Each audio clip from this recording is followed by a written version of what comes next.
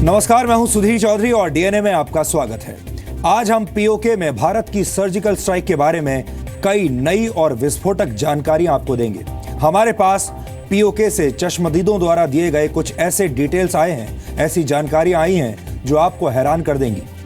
आज पाकिस्तान के कब्जे वाले कश्मीर में रहने वाले ये चश्मदीद गवाह ही तमाम डिजाइनर नेताओं और डिजाइनर पत्रकारों को सच के सामने एक अपराधी के रूप में खड़ा कर देंगे और ये लोग सच का सामना करते हुए भयानक शर्म का अनुभव करेंगे। सर्जिकल स्ट्राइक्स के बारे में पीओके के 5 चश्मदीद गवाहों ने जो ऑन द स्पॉट गवाहियां दी हैं, वो भारत विरोधी एजेंडा चलाने वाले बुद्धिजीवियों को आज रात चैन से सोने नहीं देंगी। सर्जिकल स्ट्राइक वाली रात को स्थानीय निवासियों ने तेज धमाके और गोलीबारी की आवाज सुनी थी।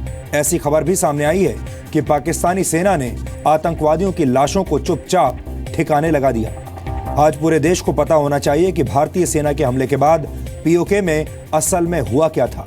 यह पीओके में हुई सर्जिकल स्ट्राइक का आंखों देखा विवरण है जो आपको देश हित में आज जरूर देखना चाहिए और अगर आपके दिमाग में भी कोई शंका आ रही है तो आज दूर हो जाएगी। इसके साथ ही आपको जानकर खुशी होगी कि भारतीय सेना ने सर्जिकल स्ट्राइक से जुड़े वीडियो एविडेंस सरकार को सौंप दिए हैं और हमारे पास इससे जुड़ी कुछ नई जानकारियां आई हैं। पीओके में हुई सर्जिकल स्ट्राइक की वीडियो रिकॉर्डिंग कैसे की गई और वहां ऑपरेशन के लिए किस तरह के हथियारों का इस्तेमाल किया गया, इसकी तमाम जानकारियां आज हम आपको देंगे।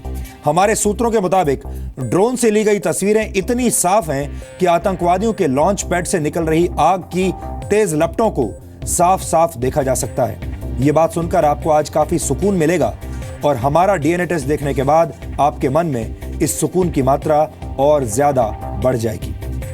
इसके बाद हम अपने ही घर में अकेले पड़ चुके पाकिस्तान के प्रधानमंत्री नवाज शरीफ के झूठे राजनीतिक चरित्र का विश्लेषण करेंगे।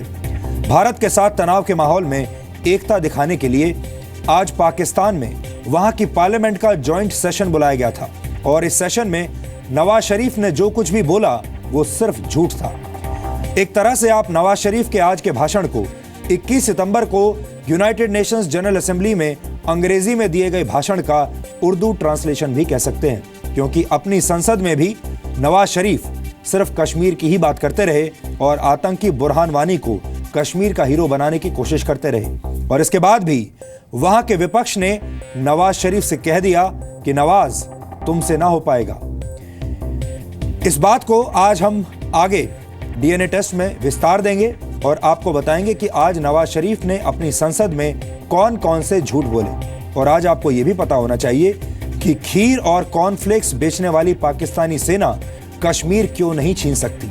यह आज के विश्लेषण का एक बहुत ही दिलचस्प पहलू होगा। लेकिन आज का डीएनए टेस्ट शुरू करने से पहले देखते हैं आज की तमाम बड़ी खबरें नॉनस्टॉप न्यूज में। पाकिस्तान की संसद ने आज ये मान लिया कि उसके आतंकी ठिकानों पर भारत ने सर्जिकल स्ट्राइक की है। पाकिस्तानी संसद के संयुक्त सत्र में वहां के नेता विपक्ष ने कहा कि भारत ने जो हमला किया उसका जवाब देने में पाकिस्तान के पीएम नवाज शरीफ नाकाम रहे। इंडियन हुकूमत ने भरपूर सिर्फ हमारी बॉर्डर्स पे, हमारे लाइन ऑफ जो कंट्रोल है उस पे सिर्फ हमले नहीं किए, उन लोगों ने डिप्लोमेटिकली हमें अकेला करने की पूरी कोशिश की है। जिसके सामने आपके सामने सार्क कॉन्फ्रेंस है, उसमें 5 मुल्कों ने बैठ के सार्क कॉन्फ्रेंस में आने से इनकार कर दिया। ये चीज हमें महसूस करनी चाहिए थी। इससे पहले नवाज शरीफ ने एक बार फिर आतंकी बुरहान को शहीद बताया और सर्जिकल स्ट्राइक पर पाकिस्तान की संसद में झूठा बयान दिया।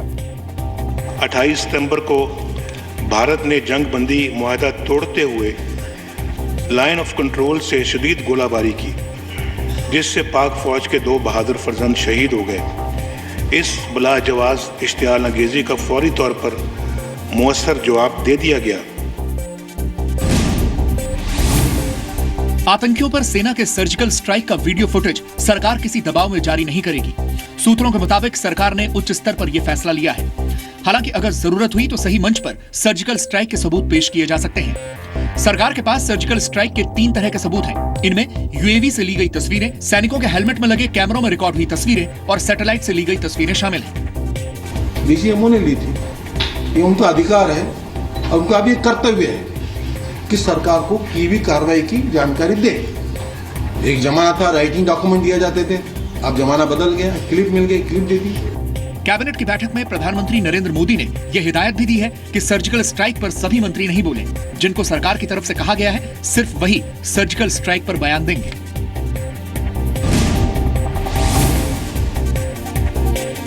एलओसी के नजदीक रहने वाले लोगों ने सेना के सर्जिकल स्ट्राइक को लेकर पाकिस्तान के झूठ का पर्दाफाश किया है। खुफिया एजेंसियों की रिपोर्ट के मुताबिक सर्जिकल स्ट्राइक के चश्मदीदों ने माना है कि सर्जिकल स्ट्राइक के दौरान आतंकियों के खिलाफ बड़ा ऑपरेशन किया गया। सूत्रों के मुताबिक पाकिस्तान सेना और आईएसआई ने मारे गए आतंकियों के शव चुपचाप दफना दिए। ये भी बताया गया कि कुछ शव दफनाए गए जबकि कुछ लश्कर के कैंप लाए गए। एलओसी पार रहने वाले लोगों ने आतंकी शिविरों को जलते हुए भी देखा। सूत्रों के मुताबिक गवाहों ने सर्जिकल स्ट्राइक के बाद चालहाना की मस्जिदों में आतंकियों को जमा होते हुए देखा। मस्जिद में इकट्ठा लश्कर के आतंकियों ने भारत से बदला लेने की बात कही। मारे गए आतंकियों के लिए नमाज जनाजा पढ़ी गई।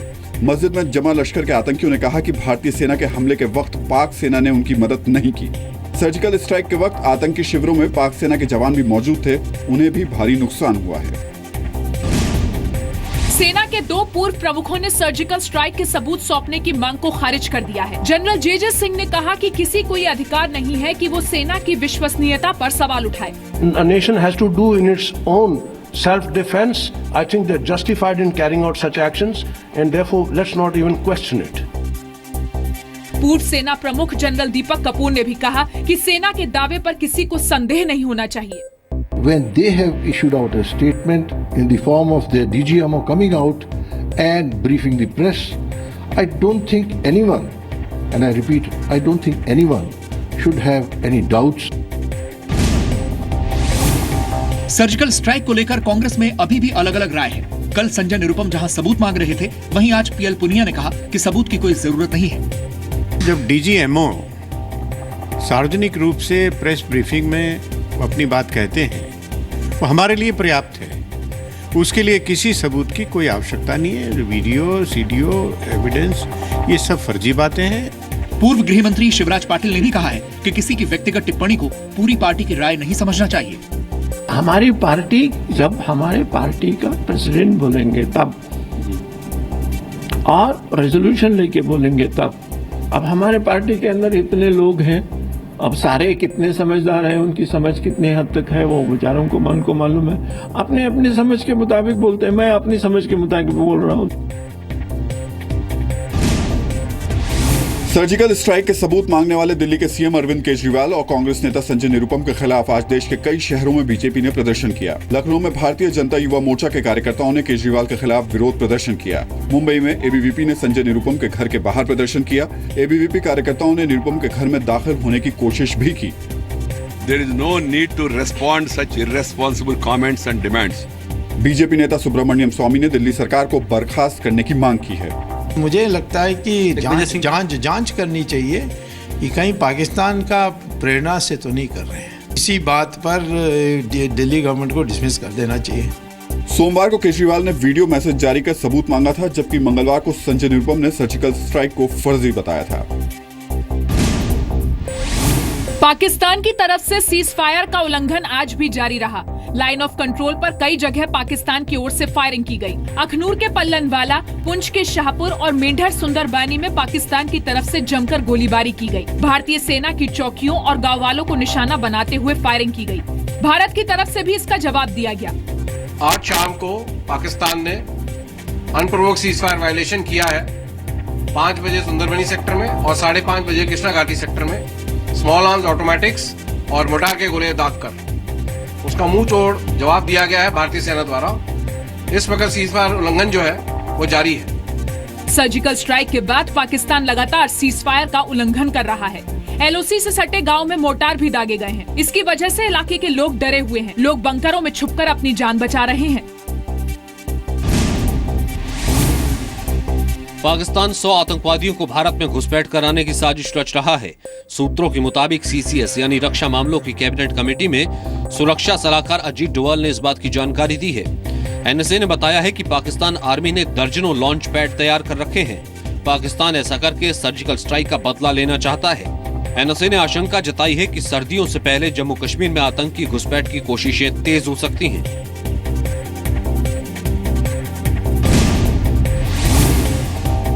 गुजरात में पाकिस्तान से सटी समुद्री सीमा के पास 9 पाकिस्तानी मछुआरे पकड़े गए। आज दोपहर बीएसएफ ने कच्छ के समुद्र में मछुआरों को एक नाव के साथ गिरफ्तार किया। इससे पहले 2 अक्टूबर को पोरबंदर में पकड़े गए सभी 9 मछुआरों को कल रात 14 दिन की पुलिस रिमांड में भेज दिया गया।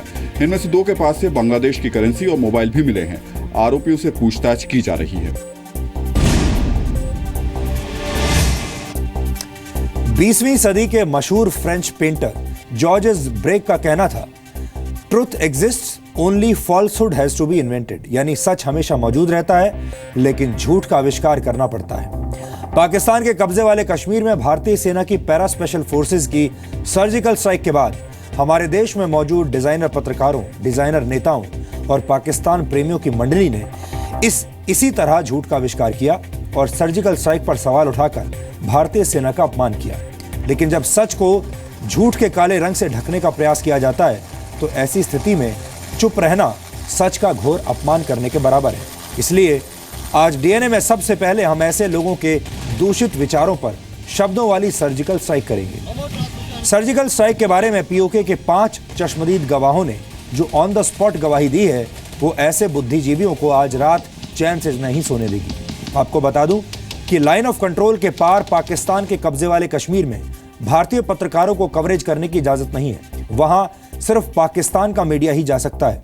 लेकिन भारत के एक अंग्रेजी अखबार ने पीओके के स्थानीय निवासियों की मदद से सर्जिकल स्ट्राइक की एक जानकारी इकट्ठा की है। इस रिपोर्ट के मुताबिक इसके लिए पीओके के 5 चश्मदीद गवाहों से संपर्क किया गया जो अपने परिवारों के साथ उसी इलाके में रहते हैं। सर्जिकल स्ट्राइक से जुड़ी जानकारियां इकट्ठा करने के लिए कुछ चश्मदीद पीओके के दुधनियाल इलाके में गए और वहां उन्होंने अल हावी पुल के पार एक जली हुई इमारत देखी।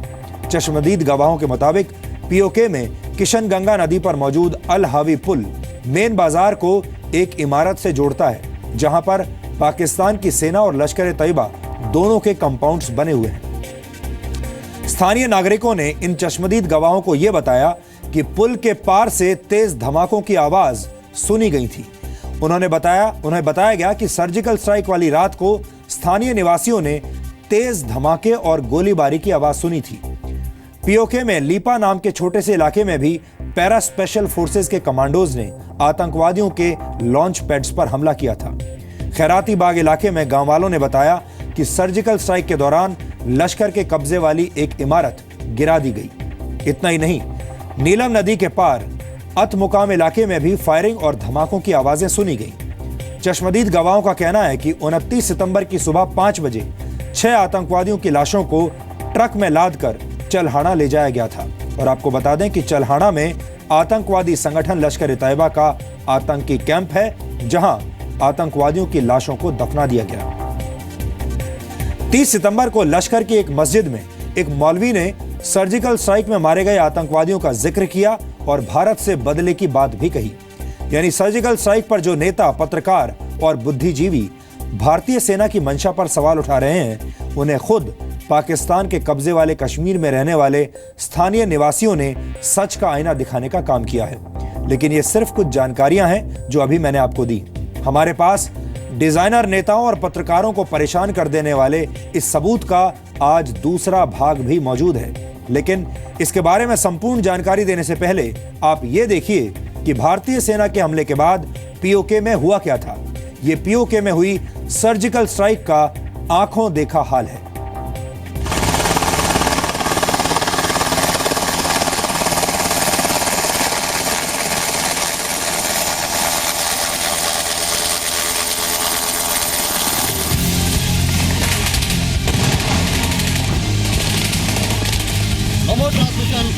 approaching target.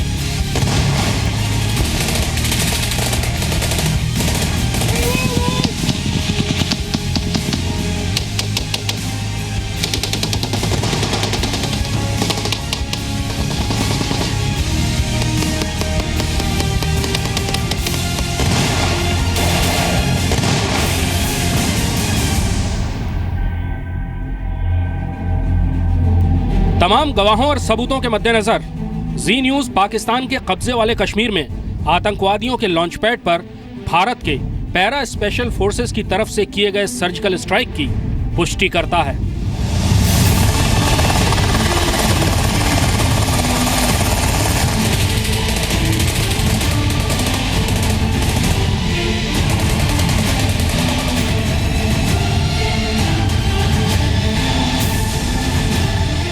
क्या वाकई सर्जिकल स्ट्राइक्स हुए हैं?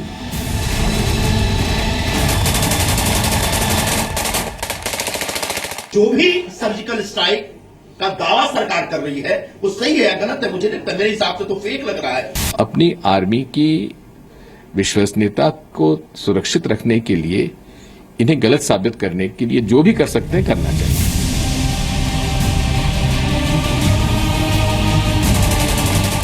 उरी में हुए आतंकवादी हमले के बाद जब से भारतीय सेना की पैरा स्पेशल फोर्सेज ने पीओके में आतंकवादियों के अड्डों को उनके शरीर के साथ तबाह किया है, तब से हमारे देश के डिजाइनर नेताओं और बुद्धिजीवी पत्रकारों के पेट में काफी तेज दर्द हो रहा है। ऐसे लोगों ने सेना की बात पर भरोसा न करके उनके मनोबल को तोड़ने की कोशिश की है। इसलिए आज देश के सामने उन लोगों की गवाही होगी जो भारत में नहीं बल्कि पाकिस्तान के कब्जे वाले कश्मीर में रहते हैं, और इन्हीं लोगों ने सर्जिकल स्ट्राइक की संपूर्ण कथा दुनिया के सामने रख दी है।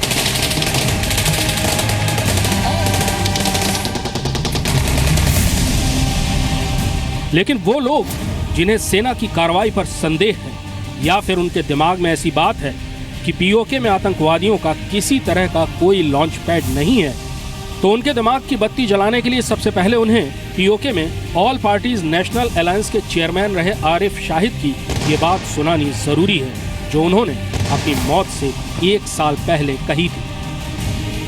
तो नीलम वैली जो है ये गुज़श्ता 22 साल से जो है वो लॉन्चिंग पैड का जो जारी कूटे थी उनका। अभी आपने जिस नीलम वैली और आतंकवादियों के लॉन्च पैड का जिक्र सुना वो उन्हीं इलाकों में से एक है जहां भारत की पैरा स्पेशल फोर्सेज ने सर्जिकल स्ट्राइक को अंजाम दिया था। एक अंग्रेजी अखबार के मुताबिक सर्जिकल स्ट्राइक में जिन लोकेशंस को निशाना बनाया गया था उसकी जानकारी पीओके में रहने वाले चश्मदीदों ने उपलब्ध कराई है।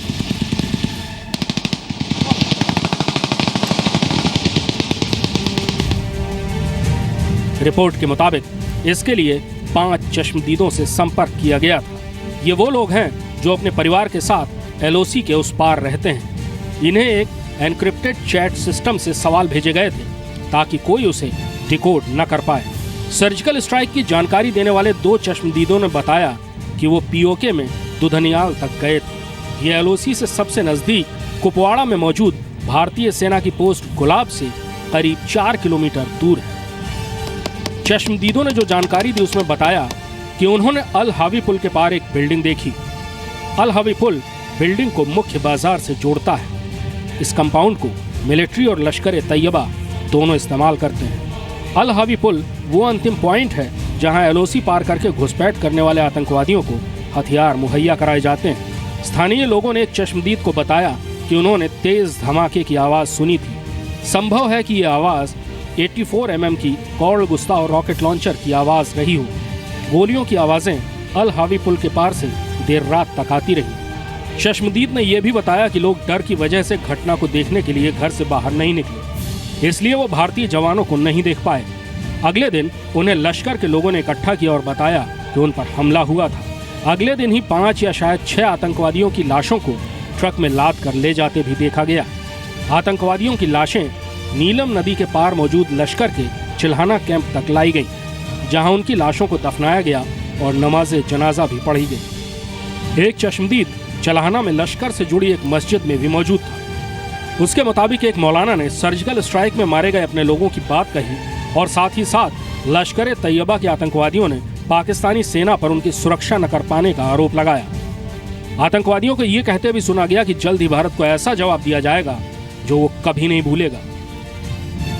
हालांकि इस खुलासे के बाद भी मुमकिन है कि कई डिजाइनर नेता और बुद्धिजीवी पत्रकार पाकिस्तान के कब्जे वाले कश्मीर में रहने वाले लोगों की बात पर भरोसा न करें। Have faith on Indian Army and leave it to the government. What about Kejriwal? Sir, Congress ने कहा कि सबूत पेश करें। कांग्रेस ने कहा कि सबूत राजनीति करनी चाहिए सर। आर्मी के ऊपर में विश्वास रखें और सरकार के ऊपर छोड़ दीजिए। I think जो लोगों ने बयान दिया है, the people who have seen it at first hand on the ground, if they have revealed information based on the condition that they will remain anonymous, I think we should respect them. They have no reason to support the other side or to say anything other than facts. So they heard explosions, they heard people being carried away when they heard that the vehicles had come. Pakistan is known to do this.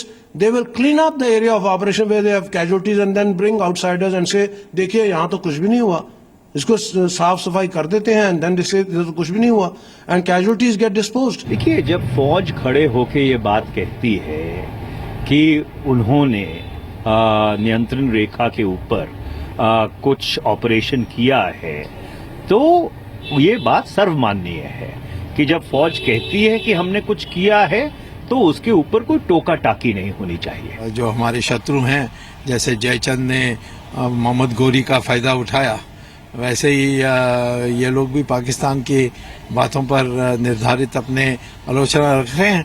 तो मैं तो कह रहा हूँ बड़ा शर्म की बात है, परंतु हमें कोई इस पर ध्यान नहीं देना चाहिए। हालांकि सर्जिकल स्ट्राइक से जुड़े सबूतों का अध्याय अभी खत्म नहीं हुआ है। आगे हम आपको वो जानकारियां भी देंगे जिसे देखने के बाद दूध का दूध और पानी का पानी हो जाएगा और सेना पर सवाल उठाने वाले भी आईने में अपनी शक्ल नहीं देख पाएंगे। कृष्ण मोहन मिश्रा, जी मीडिया। हमारी पहली रिपोर्ट देखने के बाद भारतीय सेना से सर्जिकल स्ट्राइक्स को लेकर सबूत की मांग करने वाले लोग आज बेचैन हो गए होंगे, लेकिन अब हम उनकी बेचैनी और बढ़ाना चाहते हैं क्योंकि भारतीय सेना ने सर्जिकल स्ट्राइक से जुड़े वीडियो एविडेंस सरकार को सौंप दिए हैं। यानी इसका मतलब यह है कि इसका वीडियो मौजूद है, इसकी तस्वीरें मौजूद हैं और ये सर्जिकल स्ट्राइक्स कैसे हुई थी इसके तमाम सबूत अब सरकार के पास पहुंच चुके हैं। और हमारे पास इससे जुड़ी कुछ नई जानकारियां आज आई हैं जो हमने आपके लिए आज जुटाई है। पीओके में हुई सर्जिकल स्ट्राइक की वीडियो रिकॉर्डिंग के लिए जमीन पर मौजूद स्पेशल फोर्सेज के जवानों से लेकर ड्रोन और सैटेलाइट तक हर तरीके की मदद ली गई है। ऑपरेशन को अंजाम देने वाले कमांडोज ने जो हेलमेट्स पहने हुए थे, उन हेलमेट्स में कैमरे लगे हुए थे जिससे पूरे ऑपरेशन की मॉनिटरिंग हो रही थी। इसके अलावा सर्जिकल स्ट्राइक्स के वीडियो सबूत के लिए ड्रोन कैमरे की भी मदद ली गई। सूत्रों के मुताबिक ड्रोन से ली गई तस्वीरें इतनी साफ हैं कि आतंकवादियों के लॉन्च पैड से निकल रही आग की तेज लपटों को आसानी से देखा जा सकता है। इस पूरे ऑपरेशन के दौरान जिस हथियार का सबसे ज्यादा प्रयोग किया गया वो था कार्ल गुस्ताव रॉकेट लॉन्चर, जिसे CGRL भी कहते हैं। इस रॉकेट लॉन्चर को लेकर चलना या दौड़ना बेहद आसान होता है और इसकी मारक क्षमता बहुत ज्यादा होती है और इसीलिए इसका इस्तेमाल इस ऑपरेशन में किया गया। ये एंटी टैंक भी हो सकता है और एंटी बंकर भी हो सकता है। सर्जिकल स्ट्राइक्स के बाद आतंकवादियों के लॉन्च पैड से निकलने वाली आग की लपटें देखकर यह कहा जा सकता है कि सबसे ज्यादा तबाही इसी रॉकेट लॉन्चर से हुई है। भारतीय सेना की सर्जिकल स्ट्राइक से पाकिस्तानी सेना का भी बहुत बड़ा नुकसान हुआ है। सर्जिकल स्ट्राइक के लिए भारत की स्पेशल फोर्सेज ने जिन लॉन्च पैड्स को चुना था उनके आसपास पाकिस्तानी सेना की पोस्ट भी मौजूद थी। सर्जिकल स्ट्राइक के दौरान जब पाकिस्तानी सैनिकों ने भारत की स्पेशल फोर्सेज को रोकने की कोशिश की तो जवानों ने भी फायरिंग की, जिसकी वजह से पाकिस्तान की चौकियों को भारी नुकसान पहुंचा। और आपको बता दूं कि पाकिस्तानियों का हर लॉन्च पैड किसी न किसी फौजी पोस्ट के आसपास ही होता है, जहां पर कम से कम 5 आतंकवादी और ज्यादा से ज्यादा 25 आतंकवादी रहते हैं। ऐसे कैंप्स में आतंकवादी 2 रात से ज्यादा नहीं ठहरते। पाकिस्तानी सेना की पोस्ट की यह जिम्मेदारी होती है कि वो इन आतंकवादियों को रास्ता दिखाए और भारत की सीमा में घुसपैठ करवाए। इसके लिए पाकिस्तानी सेना या तो कवर फायर देती है या फिर सीज फायर का उल्लंघन करती है ताकि ये आतंकवादी सीमा पार करके भारत में उस वक्त प्रवेश कर सकें। और अब वक्त आ गया है कि सेना के मनोबल पर वैचारिक सर्जिकल स्ट्राइक करने वालों को यह सबक सिखाया जाए। इसलिए हमने इन नई जानकारियों के आधार पर एक DNA टेस्ट तैयार किया है। यह विश्लेषण भारत की सर्जिकल स्ट्राइक को लेकर आपकी जानकारी और समझ को बढ़ाएगा और आप इन जानकारियों की बदौलत झूठ का एजेंडा चलाने वालों का पर्दाफाश अब अपने आप ही कर पाएंगे। इस विश्लेषण में हम आपको कार्ल गुस्ताव रॉकेट लॉन्चर की तस्वीरें और उसका ऑपरेशन भी दिखाएंगे। ये हमारी स्पेशल इन्वेस्टिगेशन है जिसे आज आपको ध्यान से देखना चाहिए क्योंकि ये तमाम जानकारियां आज आपको और कहीं नहीं मिलेंगी।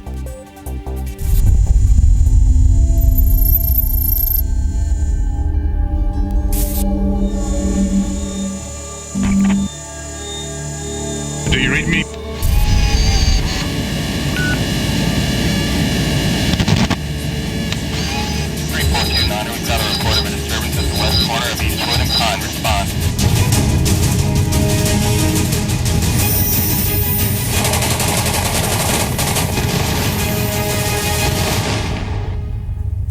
अंतरिक्ष से लिया गया सर्जिकल स्ट्राइक का लाइव इनपुट। ड्रोन से ली गई आतंकवादियों की तबाही की तस्वीरें।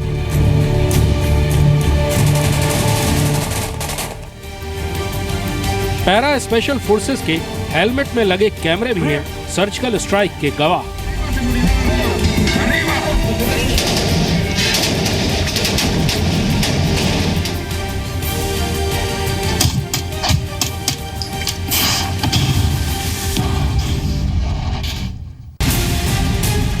कहते हैं प्रत्यक्ष को प्रमाण की आवश्यकता नहीं होती, इसलिए पाकिस्तान के कब्जे वाले कश्मीर में हुए सर्जिकल स्ट्राइक की एक एक फ्रेम की रिकॉर्डिंग करने वाले प्रत्यक्षदर्शी ही अब सवाल उठाने वालों का मुंह बंद कर देंगे। सरकार को सर्जिकल स्ट्राइक की जो वीडियो रिकॉर्डिंग सौंपी गई है उसे 3 अलग अलग तरीकों से शूट किया गया है। आतंकवादियों के लॉन्च पैड पर हमला करने वाले पैरा एसएफ के कमांडोज ने जो हेलमेट पहन रखा था उसमें एक कैमरा लगा हुआ था, यानी उनके एक एक एक्शन की रिकॉर्डिंग मौजूद है। इसके अलावा ड्रोन की मदद से भी उन इलाकों की फुटेज ली गई जहां पर सर्जिकल स्ट्राइक को अंजाम दिया गया था। ड्रोन से ली गई फुटेज में लॉन्च पैड से आग की जो लपटें निकल रही थीं, उसे देखकर लगता है कि पैरा एसएफ के सर्जिकल स्ट्राइक के बाद नुकसान बहुत ज्यादा हुआ। सैटेलाइट से भी इस सर्जिकल स्ट्राइक की रिकॉर्डिंग की गई, यहां तक कि सैटेलाइट से बाकायदा सर्जिकल स्ट्राइक का लाइव इनपुट भी आ रहा था। जी न्यूज को सूत्रों से मिली जानकारी के मुताबिक सैटेलाइट से ली गई तस्वीरें भी काफी अच्छी क्वालिटी की हैं। पीओके में रहने वालों ने खुद माना है कि रात को इतने तेज धमाके हो रहे थे कि अंदाजा लग रहा था कि ये धमाके CGRL से हो रहे हैं।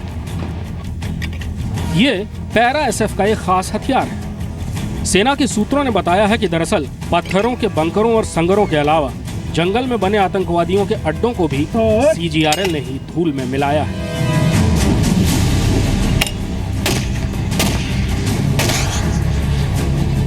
हम कार्ल गुस्ताव रॉकेट लॉन्चर की बात कर रहे हैं, जिसे CGRL भी कहा जाता है।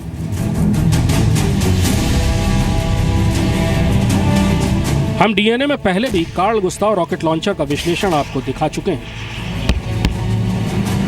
फिल्मों में आपने कई बार इस हथियार को, इस रॉकेट लॉन्चर को, टैंकों को और बड़ी व्हीकल्स को तबाह करते देखा है। आज हम आपको इसकी फायरिंग दिखाएंगे, बहुत करीब से दिखाएंगे, इसका पूरा इम्पैक्ट बताएंगे और ये भी बताएंगे कि ये कैसे कैसे काम करती है, किन किन हथियारों और किन किन व्हीकल्स के खिलाफ इनका इस्तेमाल किया जा सकता है। अभी हम इसके बारे में कुछ और जानकारी लेते हैं, फर्स्ट हैंड एक्सपीरियंस। ये बताइए कि इस हथियार से कितने किस्म का एम्यूनिशन फायर होता है और क्या क्या इससे बर्बाद हो जाएगा? सर छोटा मोटा इसका मैं सारी चीज़ें बताता हूँ आपको। ये जो हथियार आप देख रहे हैं इंडियन आर्मी में सेक्शन में इस्तेमाल किया जाता है। इस हथियार से हम टैंक टारगेट को, दुश्मन के टैंक टारगेट को, व्हीकल गाड़ियों को और दुश्मन के पील बॉक्स और बंकर को बर्बाद करने के इस्तेमाल किया जाता है। इससे हम 9 प्रकार का एम्यूनिशन फायर करते हैं। जिसे हम HEAT फायर करते हैं उसे हम टैंक बर्बाद करते हैं, और जिसे HE फायर करते हैं उसे हम ट्रूप्स के ऊपर बर्बाद करते हैं। इसे टैंक और क्या बोलते हैं, टैंक और इन्फेंट्री ट्रूप्स को भी आसानी से बर्बाद किया जाता है। इसका जो HE एम्यूनिशन है इसे हम 3 तरीके से फायर करते हैं।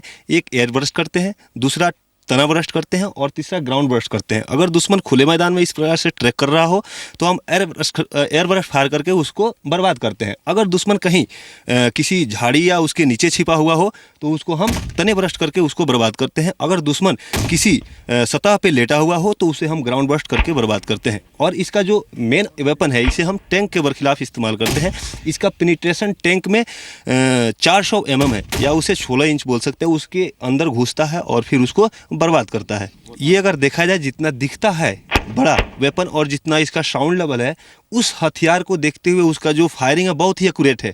हम जहां से इस लेते हैं, अगर पील बॉक्स के बंकर के अंदर इसका राउंड हिट करना हो तो हम आसानी से हिट करते हैं। यानी आप ये कह रहे हैं कि इतनी आवाज़ और इतने झटके, हम तो यहाँ से करीब 10 फीट दूर खड़े थे तब भी हम कांप गए, हमारा कैमरा कांप गया, लेकिन आप ये कह रहे हैं कि किसी बंकर के पीछे अगर दुश्मन छुपा हुआ, आप उसके बंकर की खिड़की से राउंड अंदर डाल सकते हैं? यस, आसानी से डालकर हम दुश्मन को आसानी तरीके से बर्बाद करते हैं। ये बहुत ही कारगर एक सेक्शन का वेपन है जिससे हम लड़ाइयों को, कई बार इसे हम ग्राउंडली फायर किया है और इसका इस्तेमाल भी देखा है, जिससे हमने दुश्मन को दहलाते हुए और दुश्मन को टैंक को बर्बाद करते हुए किए हुए हैं और दुश्मन को इसे काफ़ी हद तक नुकसान पहुंचाते हुए काफ़ी कामयाबी हासिल की है। अब इन तस्वीरों को सार्वजनिक करना है या नहीं करना है, इसका फैसला केंद्र सरकार के ऊपर है। जी न्यूज़ को मिली जानकारी के मुताबिक सरकार किसी के भी दबाव में आकर सर्जिकल स्ट्राइक का वीडियो जारी नहीं करेगी। यह फैसला उच्चतम स्तर पर लिया जाएगा और जब जरूरत होगी उस वक्त ही इन तस्वीरों को उचित मंच पर सबूत के तौर पर पेश किया जाएगा। ईवीएमओ ने प्रेस ब्रीफिंग उन्होंने किया।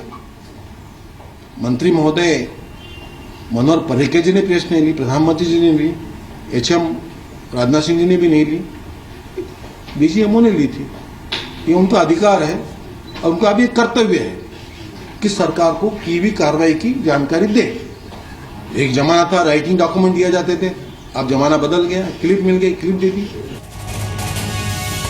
कुल मिलाकर कहें तो अब यह स्पष्ट हो चुका है कि पीओके में भारतीय सेना की पैरा स्पेशल फोर्सेज ने प्रोफेशनल तरीके से इस सर्जिकल स्ट्राइक को अंजाम दिया और देश के डिजाइनर नेताओं को नेतागिरी और बुद्धिजीवी पत्रकारों को भारत विरोधी एजेंडा चलाना छोड़कर सेना के सम्मान में खड़े होकर सैल्यूट करना चाहिए, न कि उनके एक्शन पर शक करना चाहिए। मनीष शुक्ला और रविंद्र कुमार के साथ कृष्ण मोहन मिश्रा, जी मीडिया। वैसे आज हमें इस बात का बड़ा दर्द है कि हमें आज आपको ये तमाम रिपोर्ट्स दिखानी पड़ी और आज आपके सामने ये सफाई पेश करनी पड़ रही है कि पीओके में भारतीय सेना ने वाकई में सर्जिकल स्ट्राइक्स की हैं। ये बड़ा दुख का विषय है। ये हमारे देश की विडंबना है कि एक फिल्म के 4 सीन कट जाते हैं तो चारों तरफ हमारे देश के कुछ लोग शोर मचा देते हैं, चारों तरफ शोर मच जाता है, टेलीविजन के स्टूडियोज में डिबेट्स होने लगते हैं और अभिव्यक्ति की आज़ादी पर हमला होने की बातें कही जाने लगती हैं। लेकिन अगर हमारे वीर जवानों के सिर कट जाएं तो किसी को कोई फर्क नहीं पड़ता। आज हमने इस सोच को अपनी इन्वेस्टिगेटिव रिपोर्टिंग के जरिए चुनौती दी है। हमें उम्मीद है कि ये रिपोर्ट्स देखने के बाद आपकी खुद की जागरूकता और ताकत इतनी बढ़ जाएगी कि अब आप खुद इन डिजाइनर नेताओं और पत्रकारों पर सर्जिकल स्ट्राइक कर पाएंगे। इस दौरान बहुत सारे लोगों ने हमसे यह भी कहा कि ऐसे डिजाइनर नेताओं और पत्रकारों की बातों को तूल नहीं देना चाहिए।